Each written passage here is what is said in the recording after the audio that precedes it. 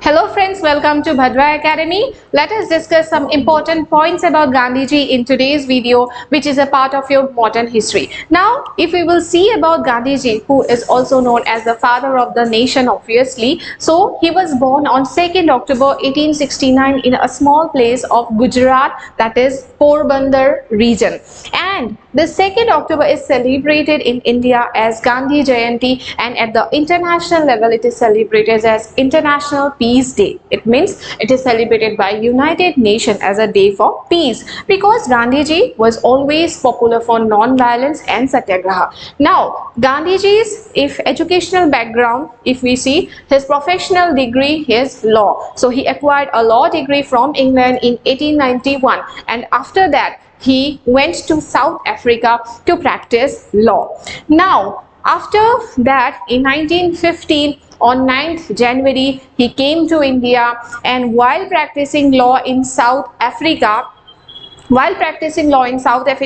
he witnessed that the Englishmen, the Europeans, they were imposing discriminations and disabilities on the Indian laborers, and with that experience he took strong action to support the Indians who were facing discrimination, and he launched some movements against some discrimination. So with that experience of movement and satyagraha in South Africa, he came to India in 1915, and that experience helped him a lot to support the causes of the Indians against the British rule. Now, his regional movements in India were considered as very much important, and the first regional movement of Gandhiji in India was Champaran Satyagraha of Bihar. It was launched in 1917 to support the causes of the peasants against the European planters who were exploiting the peasants for indigo cultivation. Next movement is your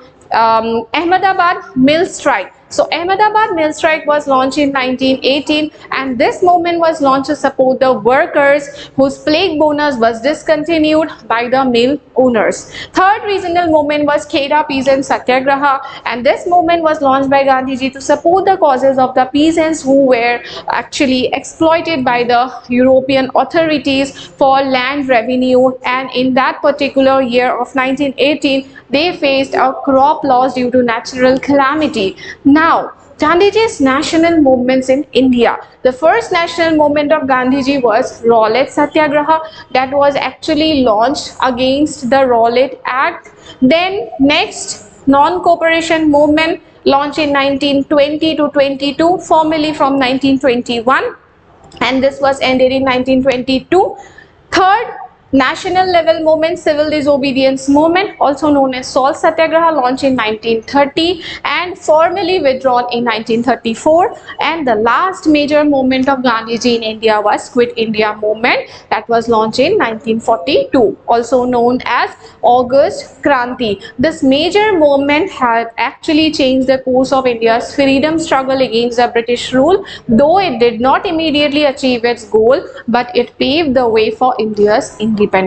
Last question for all of you guys. Please answer the question in the comment section, that who gave the title of Bapu to Gandhiji? Answer this question in the comment section. That's all for today, guys. Thank you.